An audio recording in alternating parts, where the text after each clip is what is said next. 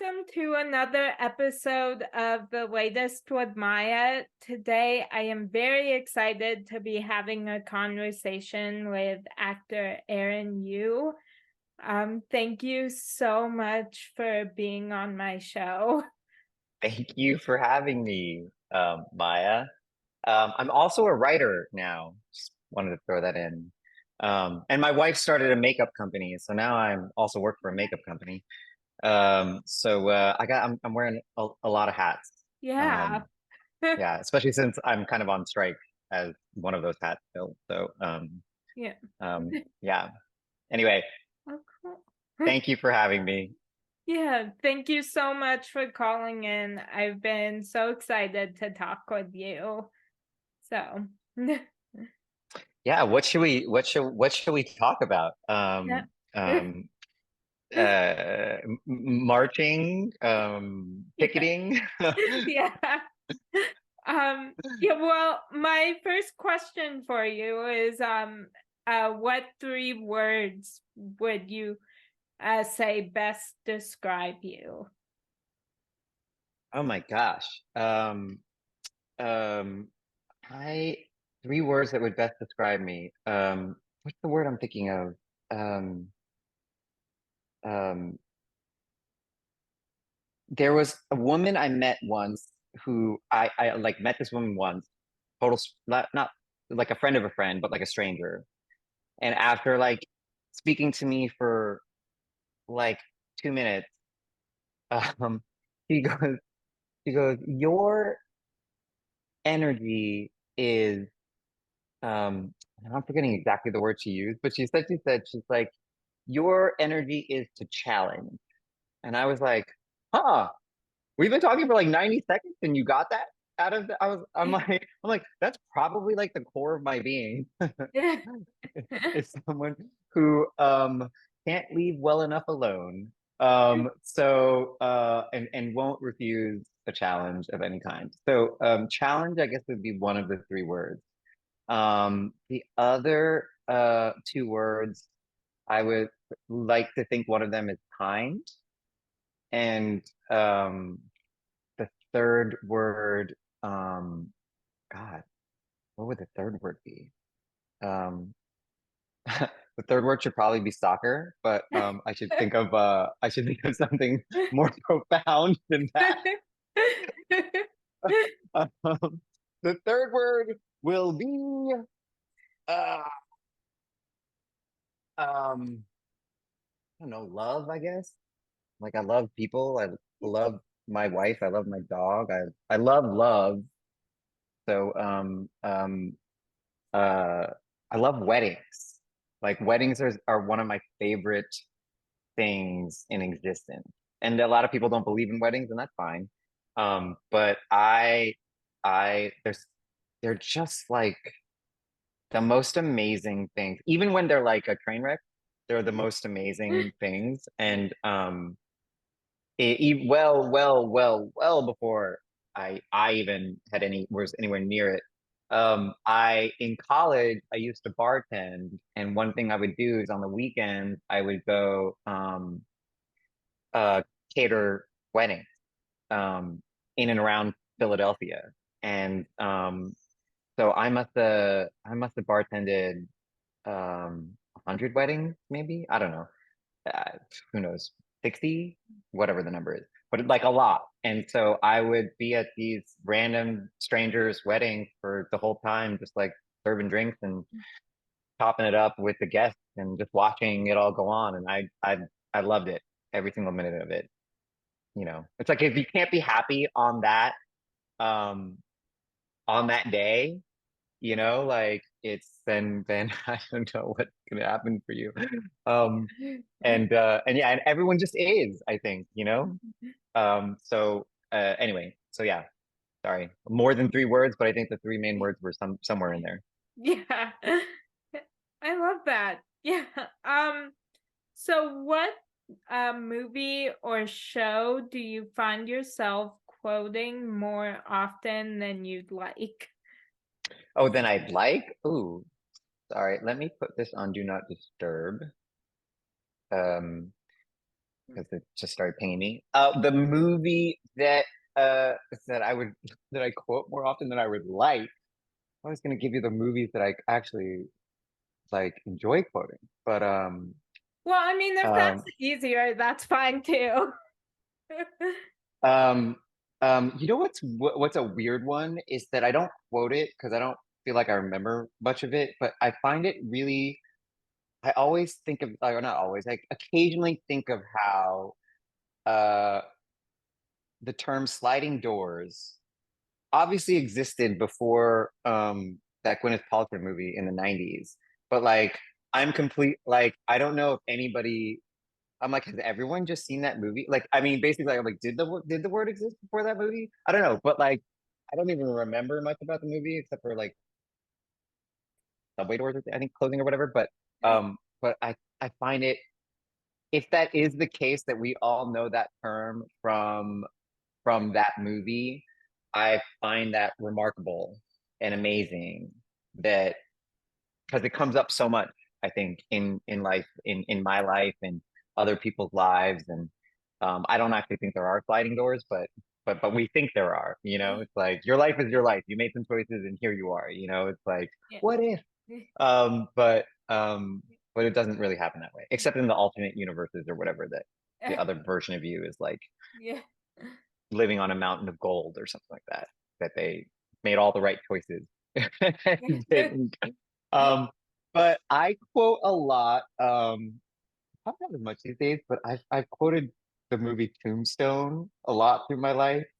Um, uh, um, the movie Great Expectations is always not that far from my mind. Um God, there's like a Gwyneth Paltrow theme going through here. Yeah. With Ethan Hawke. Goodfellas is just always there. I'm just listing some of my favorite movies Yeah. here, but these are ones that actually like Yeah. kind of play around in my head um quite quite often. And then those are the ones that come top of mind. Um, there's a Wong Kar-wai movie, In the Mood for Love, that is I don't quote, but I picture a lot because it's just one of the most intensely beautiful and like just like heart beating movies to me, and I think to a lot of people. But so yeah, that yeah, I think that there's probably something I do quote that I just want to black out of my memory because it Yeah. won't leave my brain. But what about you? What do you quote? Oh, okay. So it's not ones that I quote more often than I'd like. It's ones that I just always quote because they're some of my favorite shows. Um, I think the three shows I quote the most are Will and Grace, Friends, Okay. and Psych. So Oh, okay. Psych. yeah, Wow. Okay. That was that okay. What oh God, Friends. Man, Matthew Perry, huh? yeah, Um what a it's I mean, when people pass away, I was telling my wife this. It's kind of funny, not funny in that way, but like I find it interesting what like well-known or famous or whatever world figures or however you want to describe them, um people, when they pass away, it's always a sadness, but there's some that kind of like hit you, just like hit your heart a little more almost yeah, personally in a way. And yeah, I kind of feel like because he struggled so much with um his issues, that and you wanted him to win because we kind of all somehow grew up with him or whatever, that it was just yeah, really sad to hear that he about his passing. Anyway, I feel yeah. like I'm still processing that. Me Um, too. I've been yeah. crying a lot, so Oh, I'm sorry. yeah, yeah, God. Do yeah. you go back and watch things of people in that case, or do you feel like you Yeah. can't for a while? Well, Friends is always one of my go-to comfort shows. But it's always like I will keep watching it, but I feel like I need to like take a minute before Yeah. watching it again. So, Yeah. Yeah, yeah. yeah. No, I get that. I get that. I think when our civilization is when our species is like dust in the ground, well, like our dinosaur bones will be like friends and Yeah. copies of. Yeah. Um, yeah, cool. Shows. I didn't think about shows. I was thinking about movies. What shows do I quote? Yeah, I feel like I quote more shows than movies. So, Okay, cool. yeah, Um, yeah, I have to think about that. I'll have to get back to you on that about yeah, TV shows. yeah, yeah. There actually is one movie that my family and I quote a lot, and it's it's a movie that is rated as like one or listed as one of the worst movies ever made, Oh my but God, which one? um I'm a little bit embarrassed to say, but it's Ishtar. Oh God, I've never even seen that one. That was supposed to be a real stinker, huh? Yeah, Um, but my family and I just it's one of our favorite movies because we find it hilarious. oh So yeah, those are great. yeah, You need those, yeah. The like the is it the bad good or the good bad? It's the good bad, right? Is it what's how do you describe that? The good bad? Bad good? yeah. I feel I like I think always say that the bad good, but I think it's the yeah, good bad. Yeah. yeah. Yeah. Yeah, Those are so necessary. yeah, Um yeah. The worst are the ones that like aren't bad enough to be funny. yeah. They're just bad.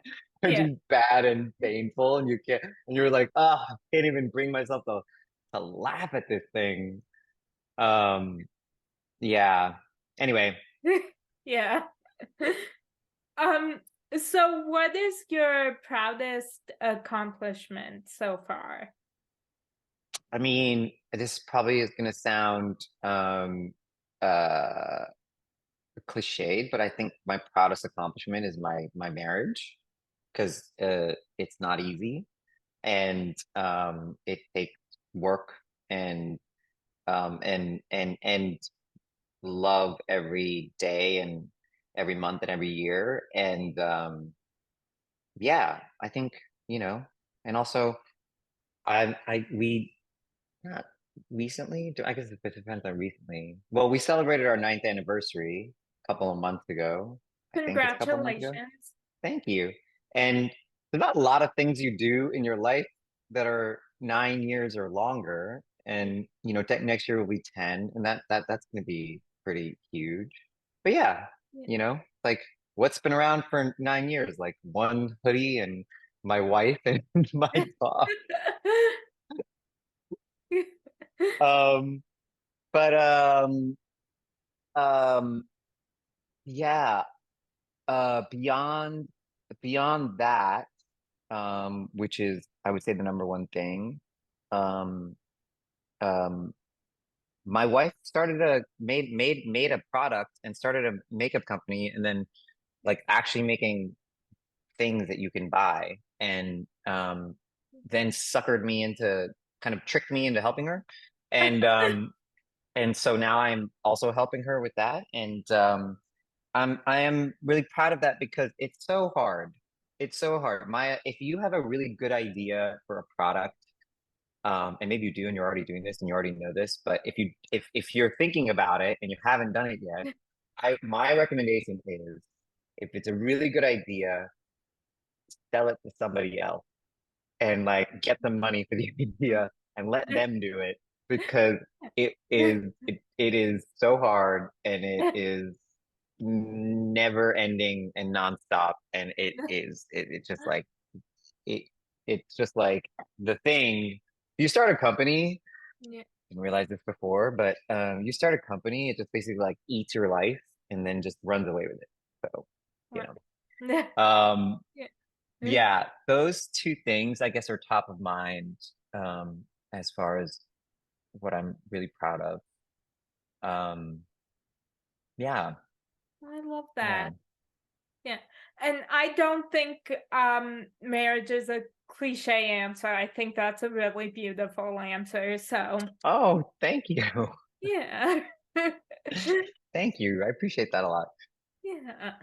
Um so how do you keep yourself motivated on days that you aren't really feeling it? Ooh, that's a good question.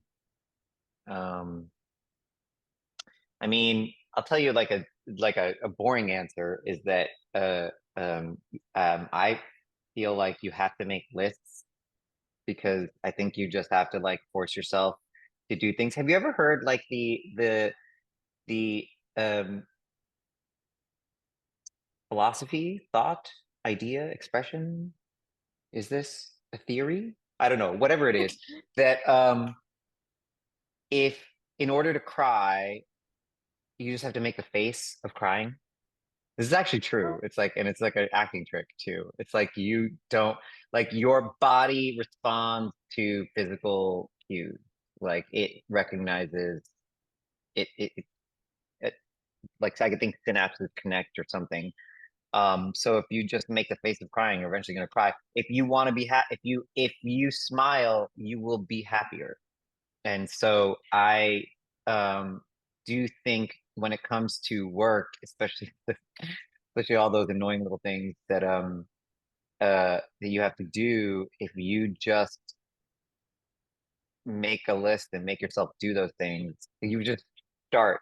At some point you'll be like, oh, I got three of these done. And I'm like, now I'm just doing it. And you're like, okay. Um, so I think that. I also think this is a pretty universal thought, I think, the idea of like doing something that you like, if you can find the things where you don't something to do with your life that you it's not even that you just don't mind the details, but you actually enjoy the annoying little details. Um that like take it and run, especially if someone will pay you for it. You know what I mean? Yeah. Like you I was looking at your material and you have such a passion for this that what you do. And and I feel like that's what you just need is you need to have that. I like, every person should be gifted at least one passion. Yeah. Um mine is probably soccer. I'm just not good enough to make that my to get paid for that. So so here I am working in entertainment. Um so so yeah. I had a friend once who said to me, a buddy of mine on a soccer team and or a buddy of mine that we were on a soccer team together. And he said to me at one point, he said it to me like kind of like a deep, thoughtful question. He was like, if you could um trade your whole acting career um, for being a professional soccer player. Not like you going to the World Cup, not even like you're really on television, but like you're like one of these like professionals who just like make enough of a living to like make a living playing soccer. Like, would you trade the two things? And I was like, in a heartbeat, would do in a second. And he was like, he thought I was gonna think about that for a little while, and I was like, no, I would totally do it. I would just 100% do it. But then I think people who are like athletes are probably like, oh, I love to be in movies, so it's all about the thing that you don't get to do. So Mm. Yeah. Yeah. Um, so who has had the biggest impact on the person you have become? who has had the biggest impact on the person I've become? Hmm. This is a good question. I don't, you know, God, makes me feel. I mean, I'll be honest with you. The answer is my wife. And I just am like, are all my answers about my wife and my marriage? But the truth, it's just the truth. I think that I'll tell you my theory about men, not to overgenderize this, but my theory about in general about men is that I find in my observation in life that men do not have a linear path of growing up. Like there's not like um, a lot of a lot of not male people I know grow up based on age and life experience and and actual maturation. And I find that a lot of us men, we only mature through relationships, whoever those relationships are with. And it is the learning to be a better version of ourselves in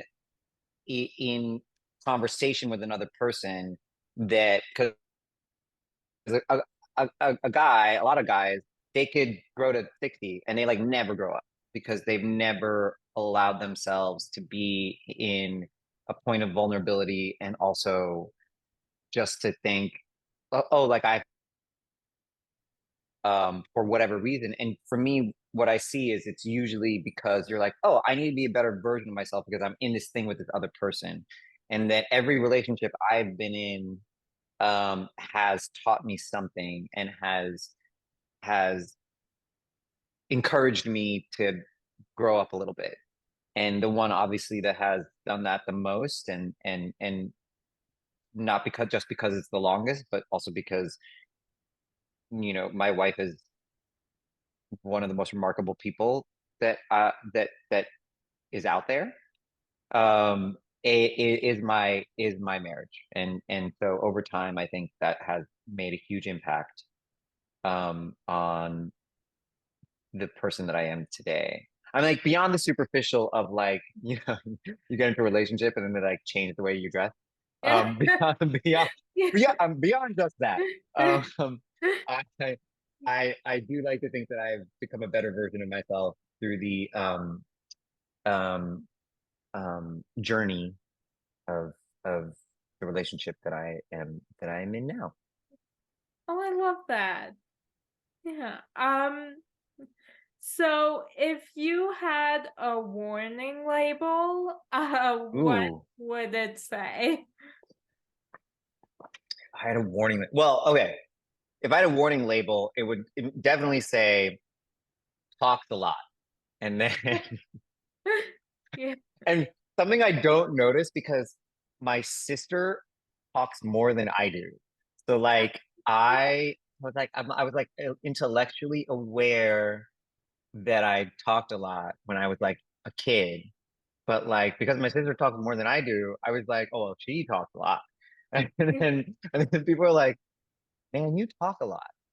So when someone says it to you like that, you're like, ooh, that means I talk a lot. They're not being like, oh, you like to talk. They literally go, and it's like the subtext of that is like, it, I'm keeping up with you is the subtext of that, and then I go, oh, okay. Yeah. So that would be my warning label. Yeah. Um, I think that would be my main warning label. Um, yeah. And the other thing is, I think, and this is one of the weird things one of the weird little things I still struggle with. This is maybe not the right word, but um, one of the things that I still find a little like off phase for me with let's say the industry that I'm in, like Hollywood or whatever, is that I'm a big fan of like small talk. Like they're like, oh hey, and it's like, where have you been? And like, let's talk about like current events or like whatever, blah blah blah. Like so I can have like anxiety at parties, um, when you have to go and it's like have that same conversation over and over again. And I generally like cover for that with humor. Um, but um, but yeah, so I kind of like deeper conversations. Mm. And I Yeah. remember when I first went out to LA. I'm back in New York now, but I was out in LA for a number of years. But I remember when I first got out there, I was like, oh, people do not want to talk about the things that I want to talk about. I'm like showing up at a party and I'm just like, oh, I just read this article about like they are doing lab experiments on rats about like, how trauma passes down from like generation to generation, and people were just literally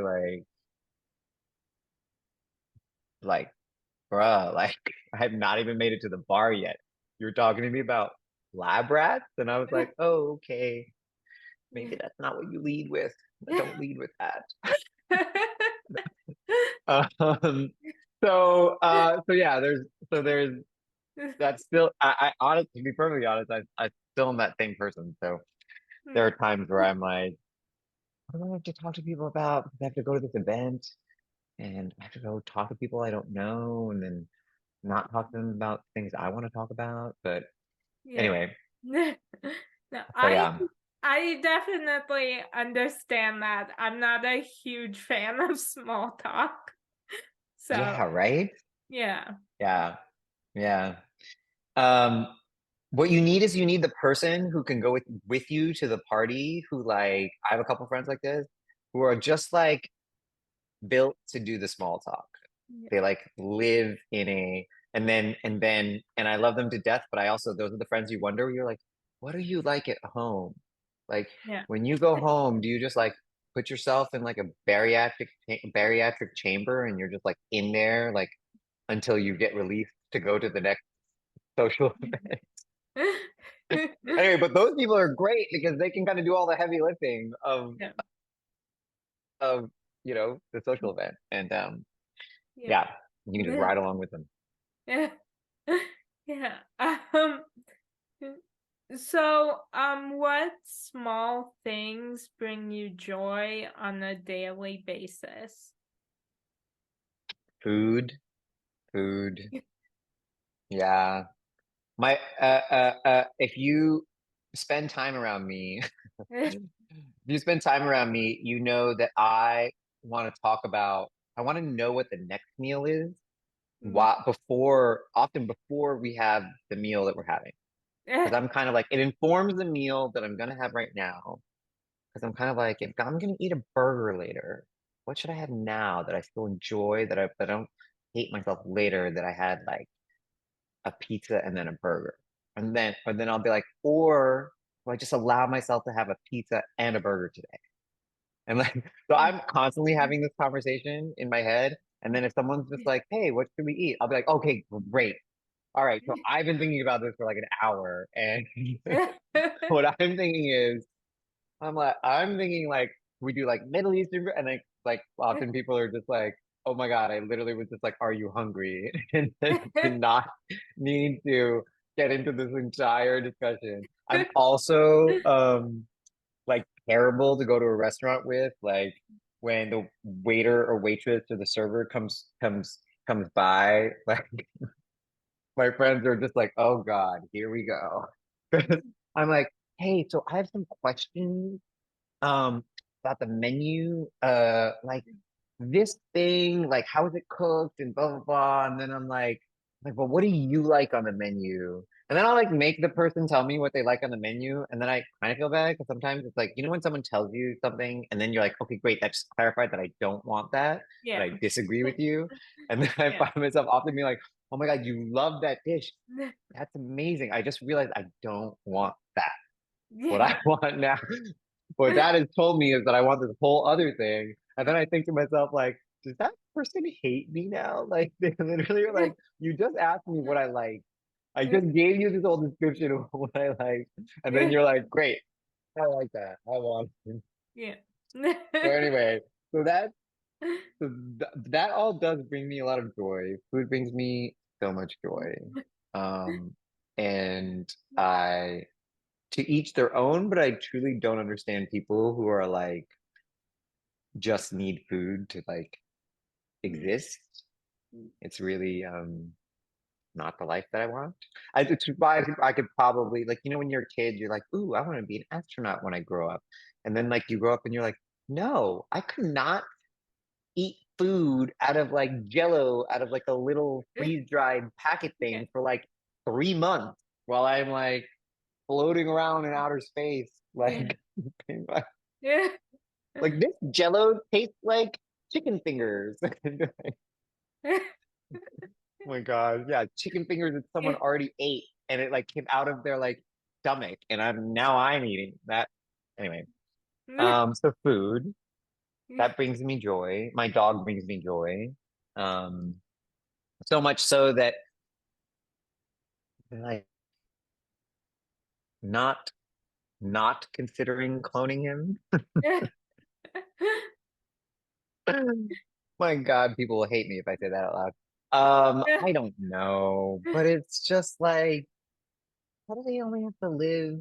I saw a news thing that the oldest dog has passed away at like 31, and I'm just like, can my dog be that dog? Be the 30-year-old dog? Yeah. I'm really hoping. Anyway, Yeah. um, yeah, yeah, that. Let's see, what other little things bring me joy? Um, I like pretty things. I like things that are like really well designed, like that have like really good tactile feel to them.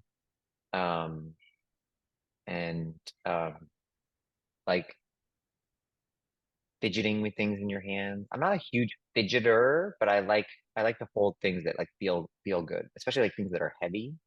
Um, that that brings me a lot of joy. Mm, yeah. Yeah. I love that. Yeah. Um, so what food reminds you most of your childhood? Kimchi jjigae. It is a Korean kimchi stew. Um, and it's like really is it easy to make? I guess it's sort of easy to make. It's like you just throw like old kimchi.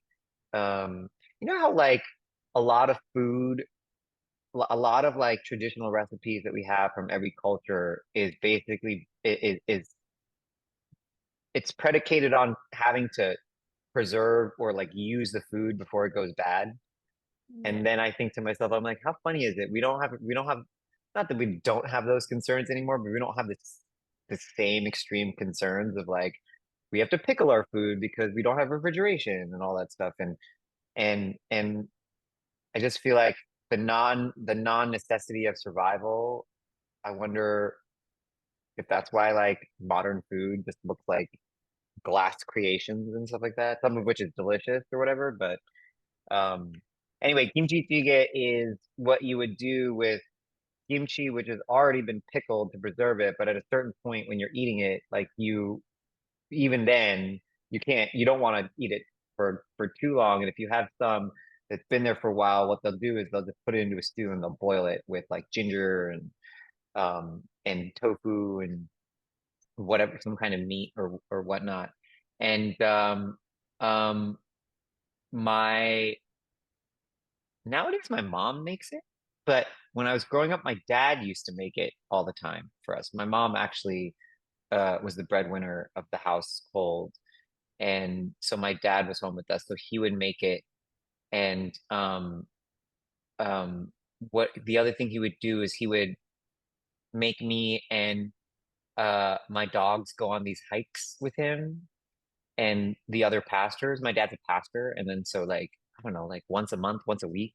Felt like a lot, but probably only once a month, but they would like all these Korean pastors would get together and they'd be like, let's go hike up this mountain. And then I'd be like, why am I hiking up this mountain? And he'd be like, because you're here. So then he bought these little doggy saddle bags for my dog or for my bigger dog. And he would put like things in it that my dog would just like Labrador would just carry up the mountain.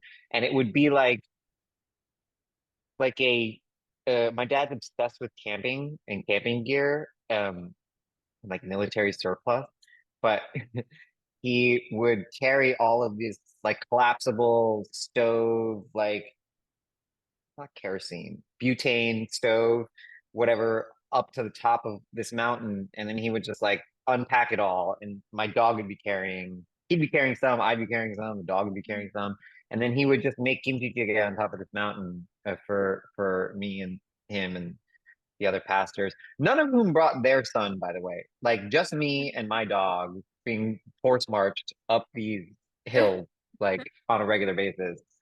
But it does remind me every time I have it of my childhood, and it's also like it's comfort food, so it it's one of the best things you can eat. Oh, I love that. Yeah. So if you had to pick a character in a book, movie, or TV show who is most similar to you, who would it be and why?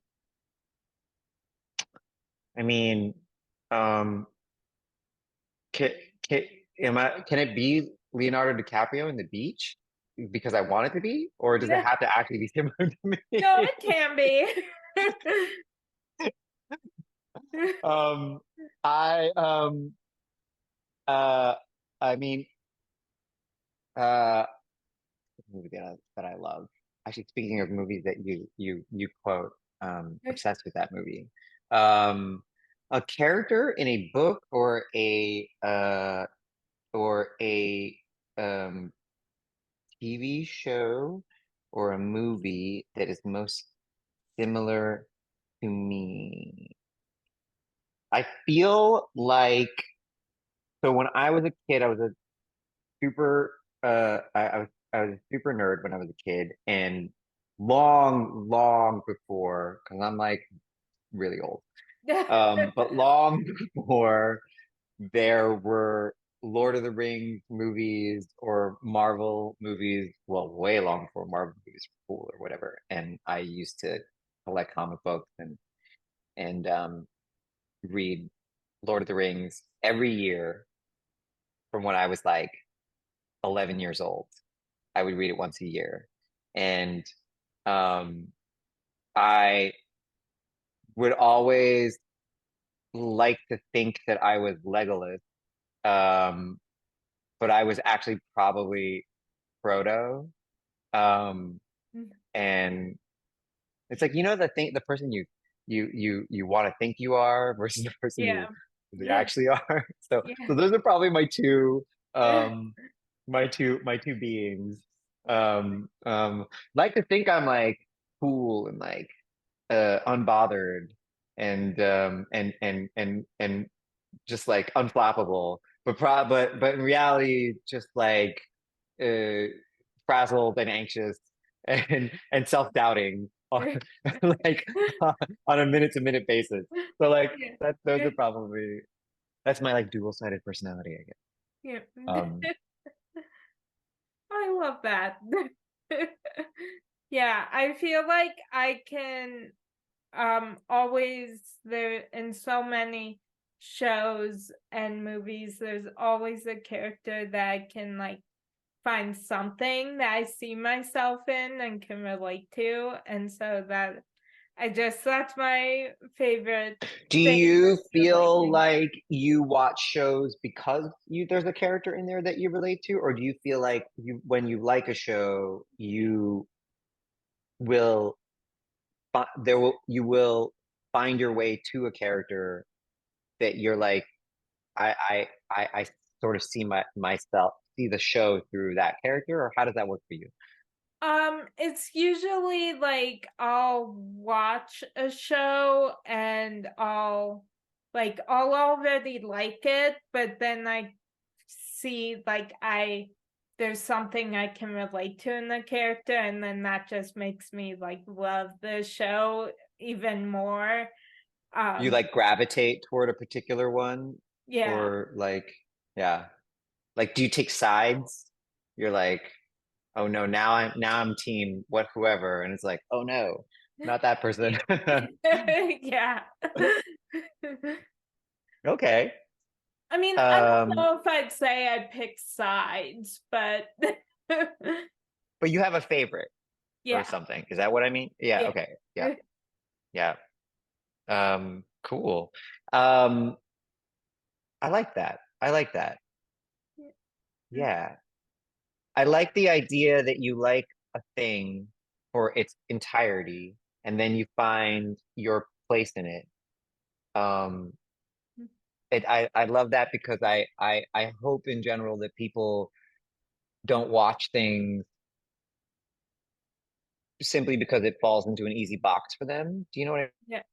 Yeah. mean? I don't know if I'm it's like as someone who's Asian American, I like to think that people like just watch something that's good or that they like, and then it's not a matter of like, well, this doesn't specifically speak to my experience, or if I don't see myself in these characters or whatever on a surface level, then I'm not gonna even give it a chance or whatever. So, it's nice to hear that um people like a thing for itself. Yeah. Mm. Yeah, so when you have a day off, what does the perfect day look like? Um, I have the day off. Okay.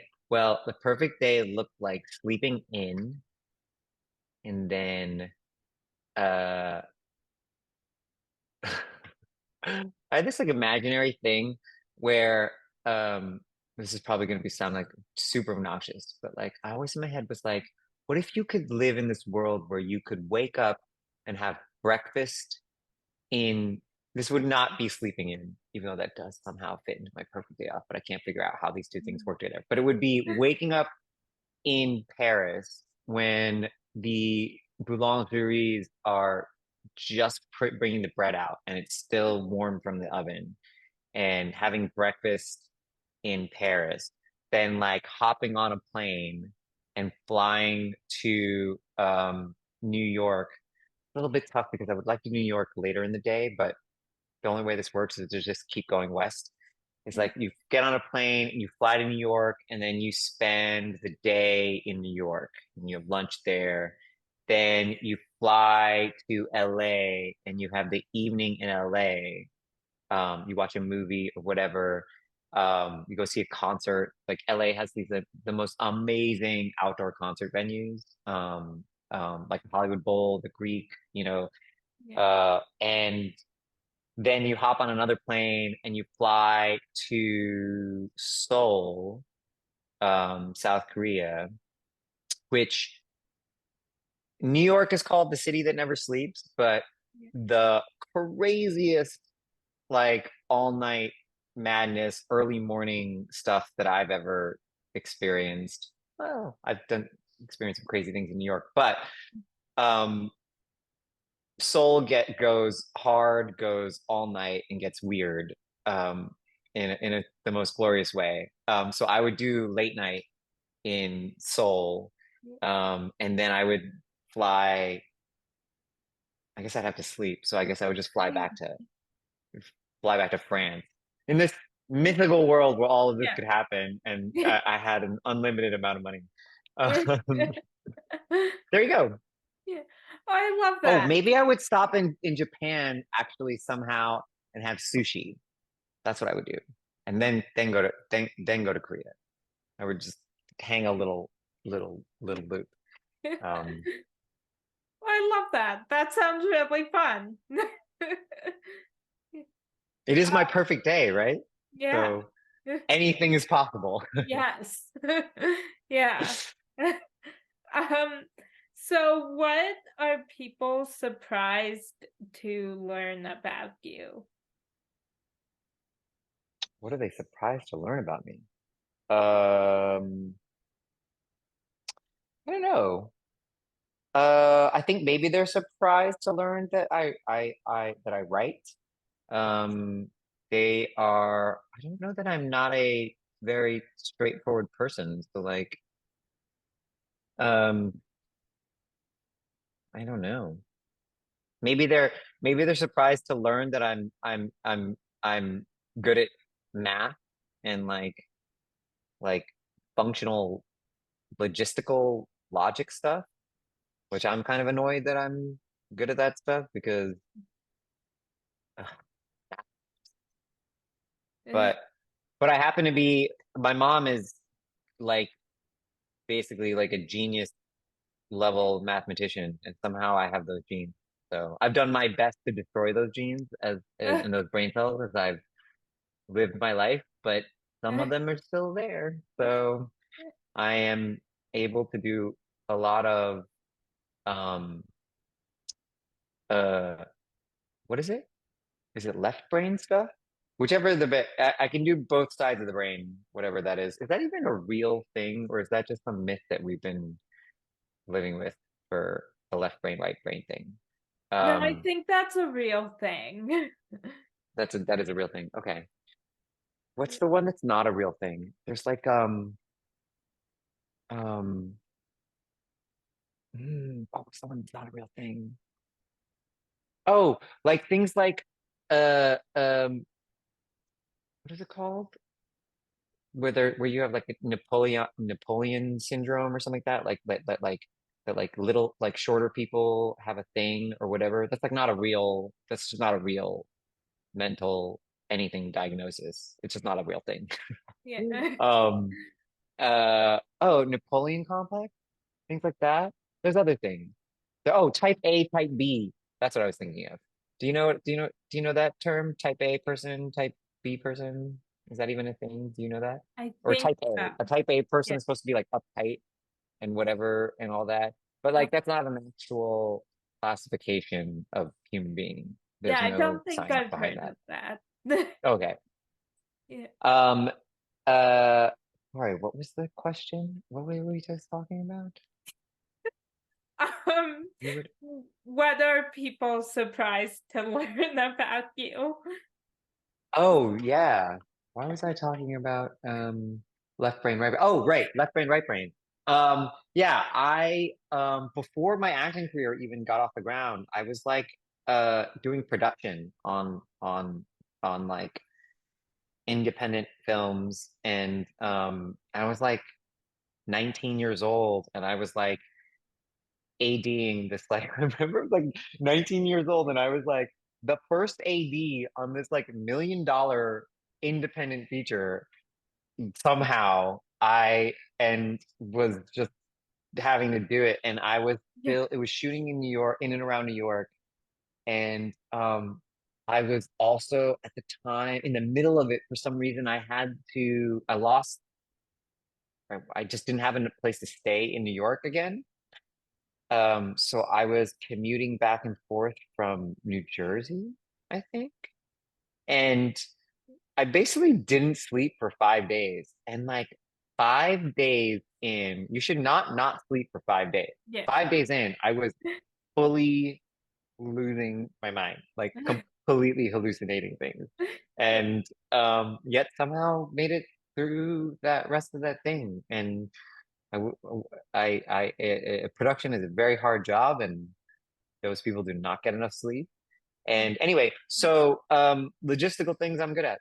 People maybe are surprised to find that out. Yeah. Oh, wow. Yeah. So I love inspiring and motivational quotes. And this week, the quote that is inspiring me is there are places you haven't been yet where you already belong, and people you haven't met who will feel like home. Um, Hmm. is Who there a said that? I actually don't know. I found it on Instagram, and so I Okay, don't great. know who said it, if anybody Yeah. said it, or um, yeah.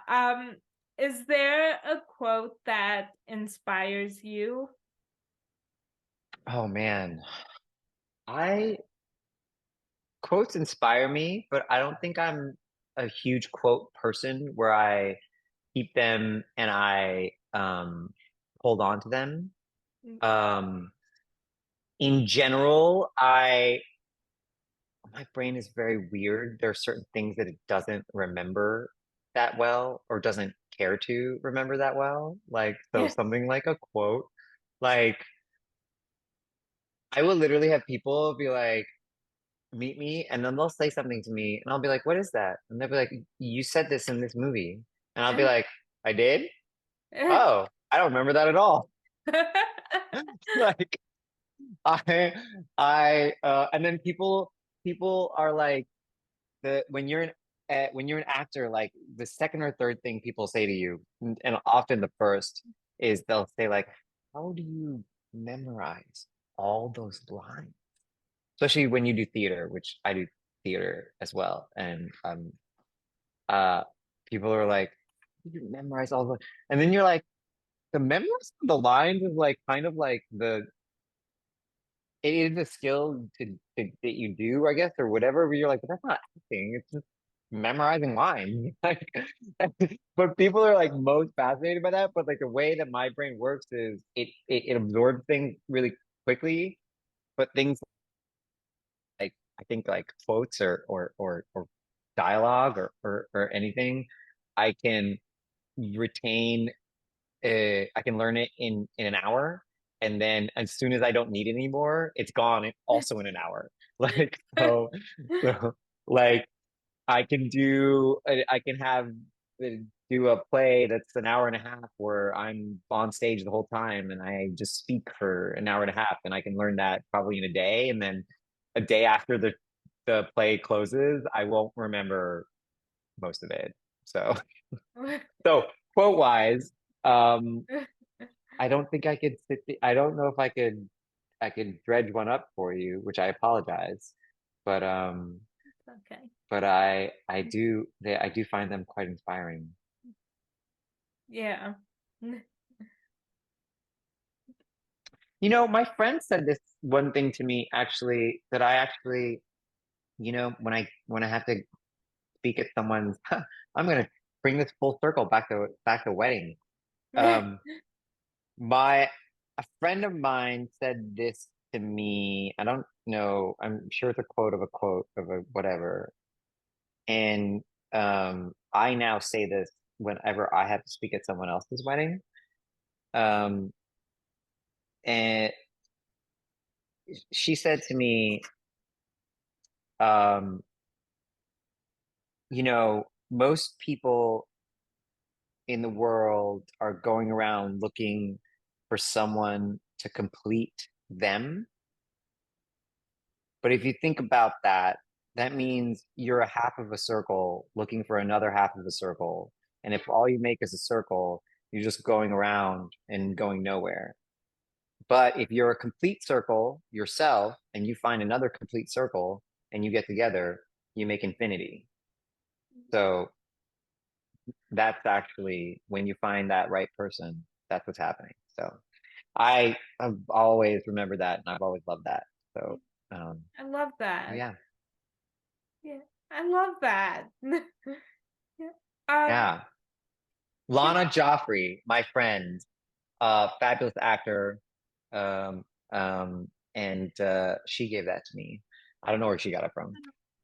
Oh, cool. Yeah, I really love that. That yeah, reminds me of it, like very similar to what you said. It was of like several years ago. I don't know why this has just always stuck with me because I thought it was so beautiful. I watched an interview with Anne Hathaway, and she was showing that she got a circle for a tattoo, saying that her husband also got one because to show that separately they're whole, but together they make something greater. That's Um, amazing. yeah, which I Yeah. just love. I've always remembered that because I just love that so much. And then is it both on their shoulders so that when they like touch shoulders, they can kind of attach themselves to each other? I have no idea. They can tell people, they'll be like, oh yeah, this is the connector that we have that Yeah. this is where we charge. This is the charging port that we tattooed on ourselves.